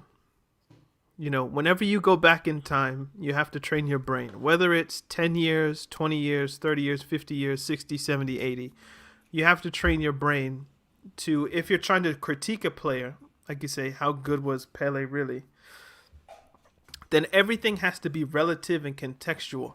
If it's not relative and contextual, then there's no point to kind of the discussion, because the evolution of the game has meant that players are better. It's almost like saying, if you want to use a basketball reference or something like that, if how good was Bill Russell really? If you bring him into 2020, man, he'd get dunked on, and how will he handle Giannis?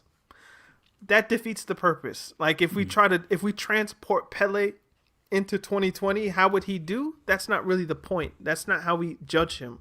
We judge him on what is the level and what is the gap between him and his contemporaries. Given his, we don't even have to go peak or prime years, but just given his career, what was the gap in quality between him and his contemporaries? And then judge that between what was the gap between Maradona and his contemporaries. Then we move it into what was the difference between Zidane or Ronaldo R9 between him and his contemporaries. And then we move it into Messi and Ronaldo between them and their contemporaries. If once we start to, hey man, let's take Pele and put him in the 90s, and let's take Messi and let's bring him back to the 50s, we're kind of defeating the logic. Yeah. Everything is relative. Yeah, that we could have. So when we look at the footage that exists of, the 1958 World Cup, 1962, 1966, 1970, that's probably our best gauge of what was the best football that was being played in Europe at the time, what was the best football that was being played in South America at the time. Africa and Asia weren't necessarily represented. We already have stated our issues with that and why I believe 1966 does not count. But when we watch those, what were players of Pele's time doing or weren't doing that he wasn't or was doing?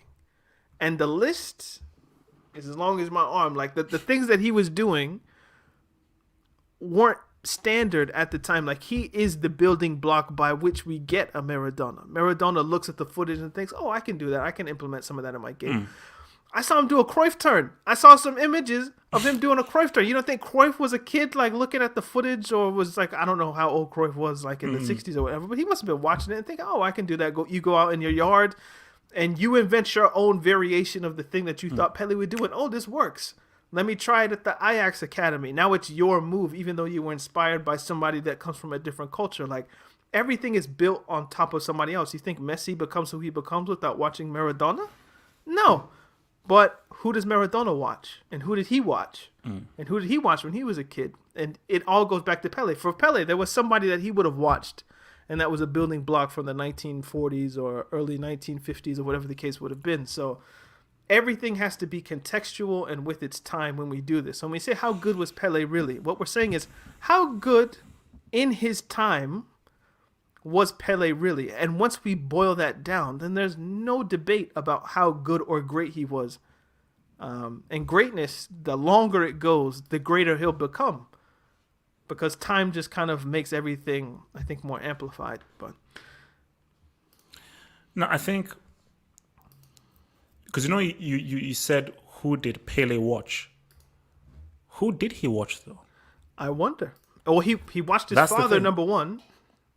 So that's at least one example. But then, like, nobody gets anywhere without some level of inspiration. So you must have, like, you're on YouTube, you do your YouTube thing. Like, who inspires you? You might say, yo, I really like what Stephen A. Smith does. I really like what Skip Bayless does. I really like what... No. And those are your inspirations. You're not copying them necessarily, but you watch them and think, oh, that's an interesting way to break down an argument. So for me as a writer, there are people I read that I'm like, oh, the way that they construct sentences, that works. But they must have learned that from somebody who learned it from somebody who learned it from somebody. That's all I'm saying. That there's always a trail in the evolution. But that's why you asked the question of, like, who did he learn from? Because he was the first superstar. There was no superstar. So basically, my point is, let me just go to my point. There was no superstar before him. So the kinds of, if he took stuff from people, there wasn't anybody doing the stuff that he did. So hence why he invented and came up with stuff that he hadn't seen before. Because if those things existed before, then who was the Pele before Pele? Well, I think... I'd love to know is this Joseph Biscan? I'd love to know. So, someone in the comments said he watched Mount. that killed me. But no, I think I'd love to know, when was I didn't look this up, but maybe you did. When was the first televised World Cup? Or, like, when did TVs start to become popular in that sense. Because it was probably around 1955, 1960, somewhere in there. So the reason maybe that we consider Pele... The FIFA World Cup was first broadcast on television in 1954. There we go. So that's qualifying round? Oh, no, 54. So the one before, 1958. So that's the first... And think about it. How many people do you think actually had TVs in their house, though?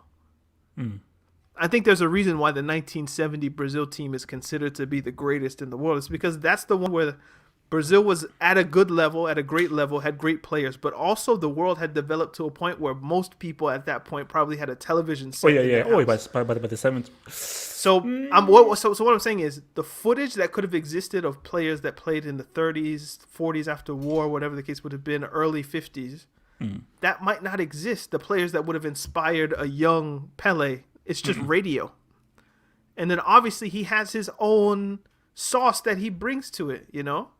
We didn't even get into the ginger style of play that incorporates all of the African aspects, which if you watch the movie that he produced about his like early life, that was pretty big into it. Like the whole spiritual aspect of, you know, just what Africanness brought points to his game. So thank you for reminding me. And I actually had it written down. Nigeria. So Nigeria had a civil war.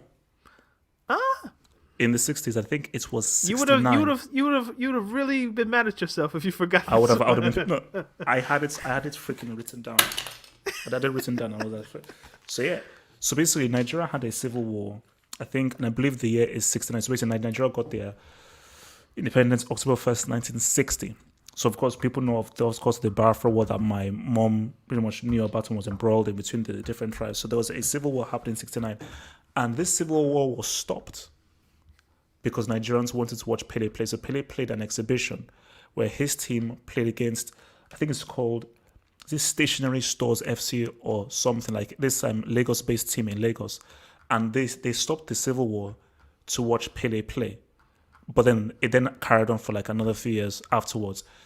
So I say that because does any player right now have the ability to stop a civil war where you're dealing with someone that is of such magnitude, that is so big and is such a sight to behold, that people say, bro, what's Pele's going to come and watch? Bro, okay, look, we can shoot you tomorrow. For tonight, let's just watch this dude play. So for me, that was just spoke of the kind of power and influence they had that he was able to stop a civil war just by showing his talents, man.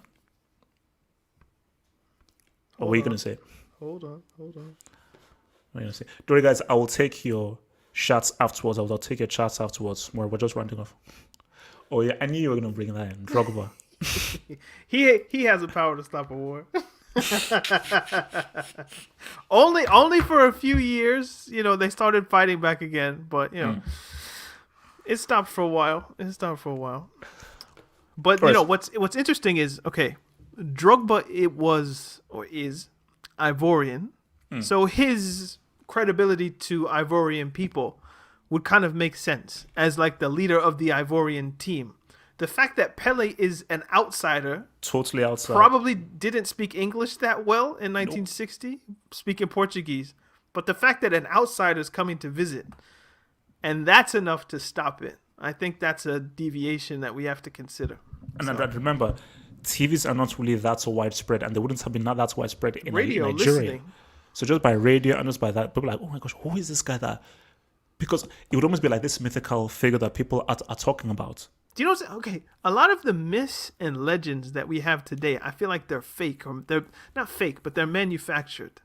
So the cult of Ronaldo is a Nike invention. Messi is a Adidas invention. Jordan is a Nike invention. Tiger is a Nike invention. Serena, to an extent, is a Nike invention. Ronaldo, R9, was a Nike invention. Oh yeah, Nike, like the branding. Ronaldinho, the same. Did Adidas? I'm sure they existed, but who was Pele's guy? I think he's Puma, right? Was he Puma or whatever it was? did they have like the mythological center worked up yet to where we're gonna put him in radio adverts, commercials? Maybe they did. Did Pele have his own signature boot? I'm sure he did.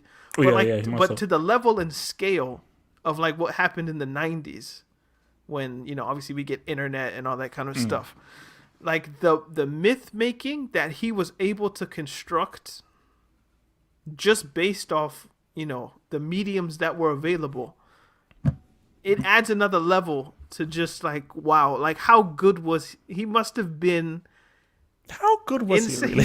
he really? Yeah, it begs the question, like, and not in a diminutive or diminishing sense, but the grand sense, like how great or good must he have been? He must have been levels. Like, it's you think of, like, I brought up religion earlier, but like, we don't have to get into the religiosity of Jesus Christ. But how cold must that guy have been to where they decided we're willing to die for this guy, or the story that we've created about this guy? He must have been on another level. So Pele is that, like, when I think like, how good was Jesus really? Like, that's the ultimate. How good was Jesus Christ really? That's coming to you next week, though. But Pele is like that too, where it's just like, at least we have footage of the guy. Like, we don't have footage of Jesus, not yet anyway. But it's just like he must have been like just the guy. Next up. So, guys, let me just take some of your chats that you sent in. So, Natsa says, your boy Uncle Mo is finished. Dinosaur finito. Oh, Natsa, thank you for bringing that in. What's He got a point.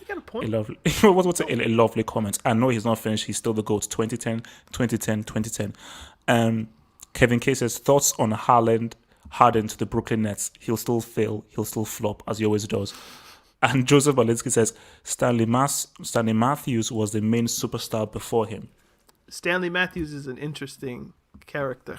By the way, do you know about Stanley Matthews? I've heard the name. I watched a documentary about him recently, and he's interesting because he played into his 50s. So, like, because remember we had a conversation earlier about sports science, and even I brought it up with Pele to an extent, where him avoiding injury for like such a sustained period in the style of play that he had was quite interesting. Or like, I don't know, I'll laud him for it in a sense.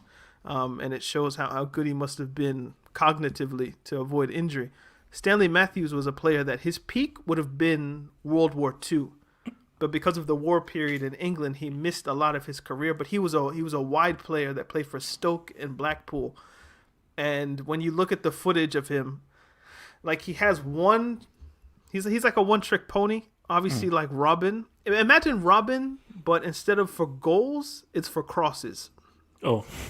So instead of an inverted winger, a natural winger, he beats his man and he puts in a cross and they score. But the move, people couldn't stop it even though he knew it was coming. So I could imagine Pele perhaps looking at that move and adding it to his game, because he would have been old enough probably to see it. Or even if you can't see it, maybe the descriptive language of hearing something on the radio. Oh, so like the commentator says it in a way where it's like, oh, he must have went around this way, or a step over must look like this, or it gives you, I don't know, maybe like, how would I put this?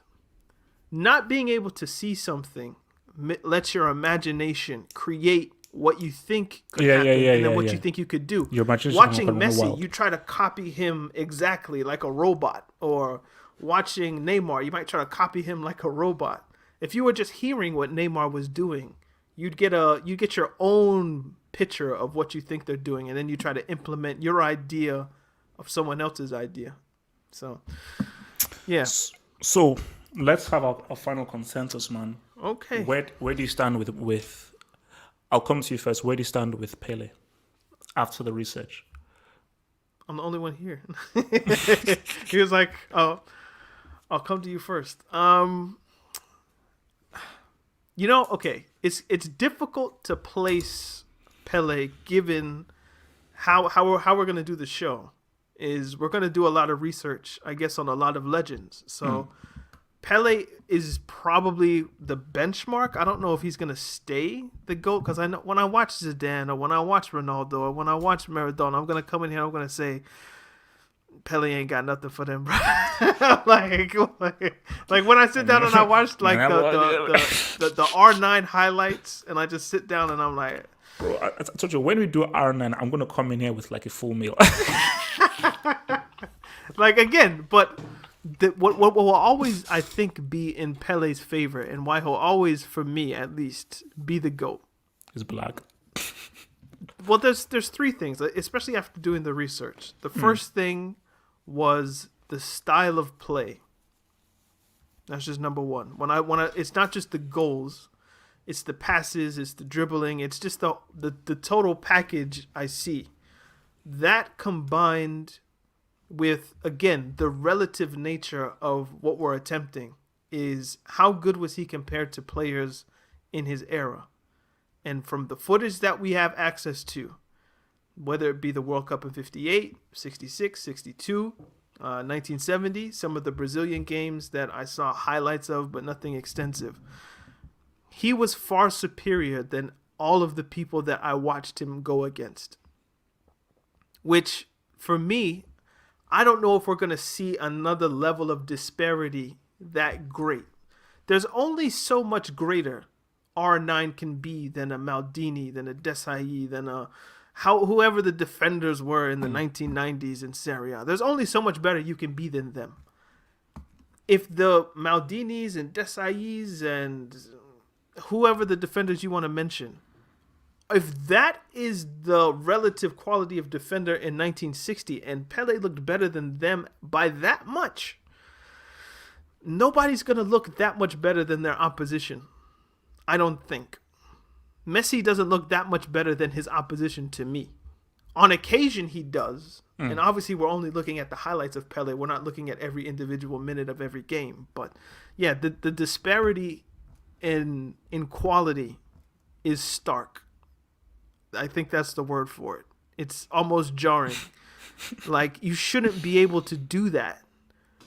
Like, the nature of the tackles that these guys were trying, I don't know if that's just defending being awful or what I've never seen that. I don't know how to physically respond to a step over. Like, if Messi does a step over, maybe Boateng falls. But the other center back doesn't fall over too.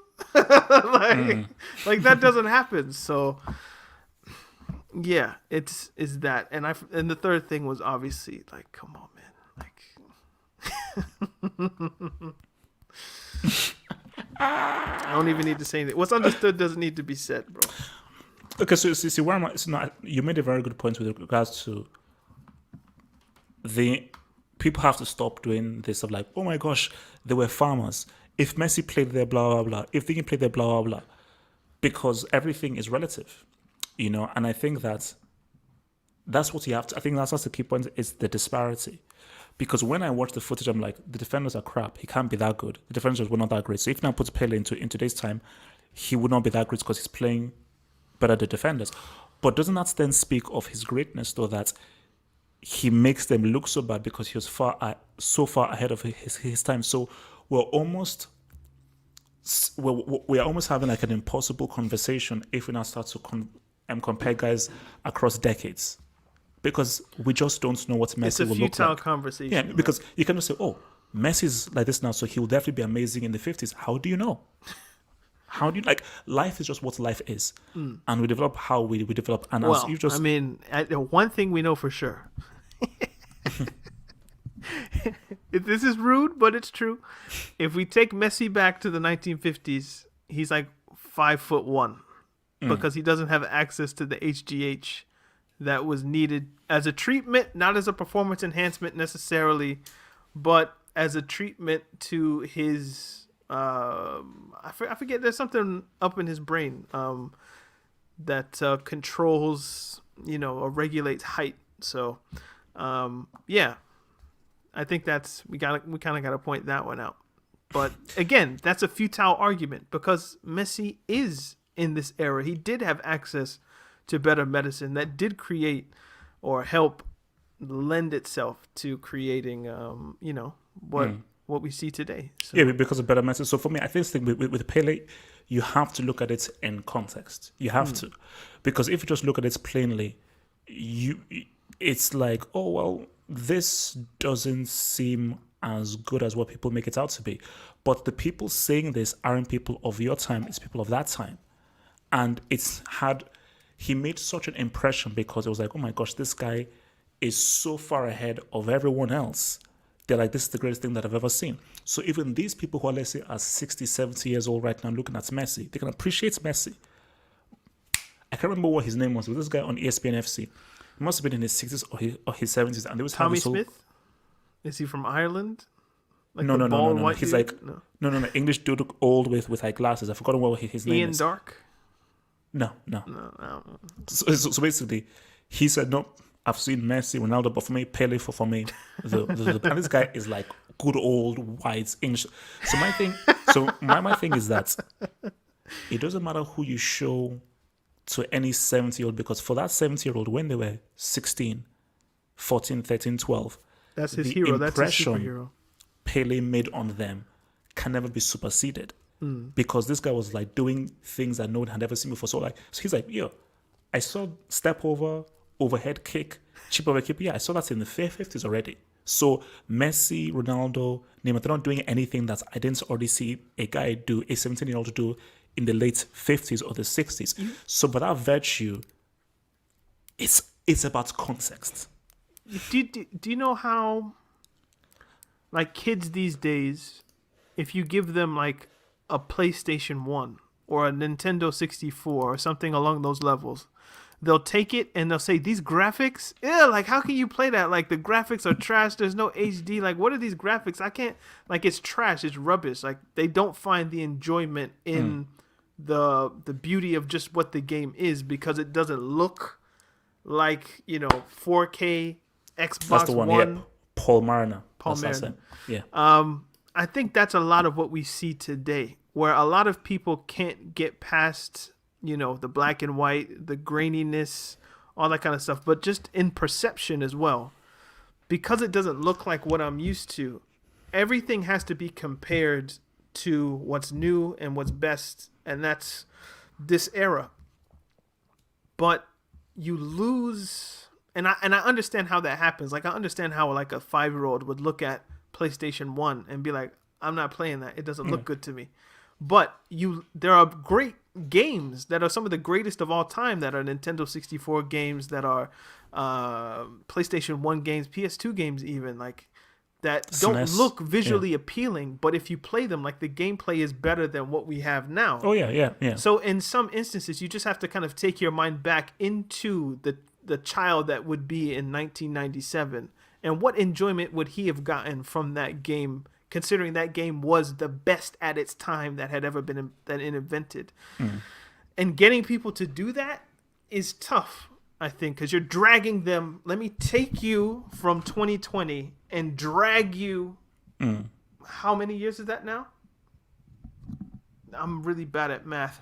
Like 60 years? Yeah. Physically drag you. Oh, I forgot I'm using my mic. I'm sorry. It's going to be mad noisy. Let's take this book. I'm taking you 60 years back in time. That journey is not easy for people. So I get it, but it has to be done if you want the debate to be correct. Basically, it's so good you brought up that video game example. Obviously, I don't know, you're not really like a gamer, but a perfect example is Zelda: A Link to the Past, which came out on the SNES, and Ocarina of Time, which came out on the N64. If a 16-year-old looks at that game now, they're like, what kind of brickery is this? But playing that game in the mid-90s blew my head open. Playing A Link to the Past, like, you can go out, it's in 3D, you can travel. Or for instance, a 16-year-old looking at GTA 3, they'll be like, they won't get it. Vice City, they won't get it. Bro, no. Maybe not even San Andreas, they won't get it. Bro, GTA 3. When in 2001, when you stepped out into the city and you played that, it is the most mind-blowing experience I've ever had in my life. But see, you have to understand that. That for you is Paul Mariner watching Pele in 1960. That's his blowing the mind. So nothing you invent today will ever give you supersede that that. moment You're not gonna have again. that feeling. So No, because again, it's like GTA 4 is a technically better game. I'm sure GTA 4 is a technically better game, but playing GTA 4 is not the same as when I played GTA 3 for the first time. Because it just had because I'm like, oh, I've never seen this before. but you're never going to get a little kid now to sit down and play that, I don't think, unless they're special. No. And not special in like a mental way, but just special in just like they have a kind of old soul in that way. You're never going to get them to sit down in front of the TV and play with like A, B, like old Nintendo. Like that's not, you're not going to get somebody to play Duck Hunt or Donkey Kong or Pac-Man or something like that. I don't know. But that's what football's become. Is people won't take their minds back. It's everything has to be judged with the contemporary. But if you do that, you lose something. I can't put my finger on it, but the je ne sais quoi of, football in a sense.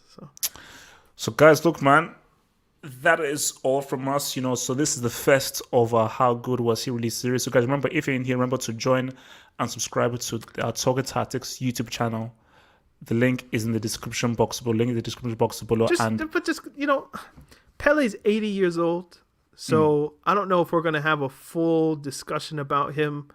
I don't want to put any ill will in the world, but you kind of see where I'm going. So if I could just give him his flowers just quickly, because we've done a lot of analyzing and just like looking back, but Pele's never gonna watch this. But if you're watching, hey, man, you see, how inflated do you think Pele's ego is? Do you think he needs me to tell him, like, bro, like, you're the greatest, you're the GOAT, like, nobody's ever going to be better than you, relative to your time? This is what, which we'll get to in the whole Maradona thing.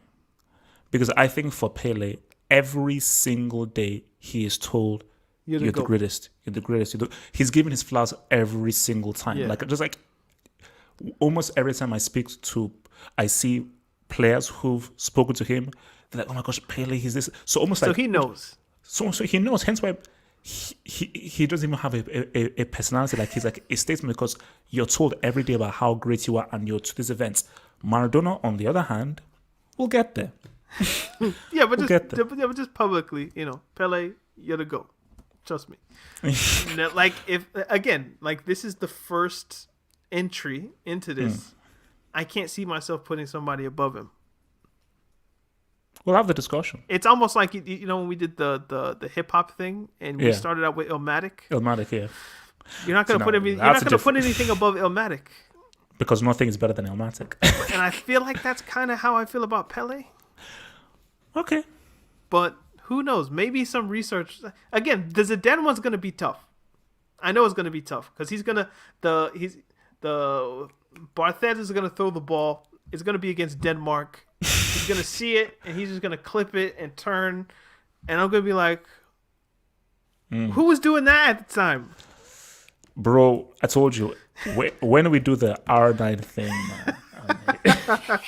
because it's one video, impossible technique. But look, this is about Pele. We'll get it. So guys, we will. So I think 2 weeks time is our next one, isn't it? Who are we doing next? Maradona. Maradona. Okay. Yeah. All right. So we'll be back. Do you know what? Let's get through the horsemen. Yeah.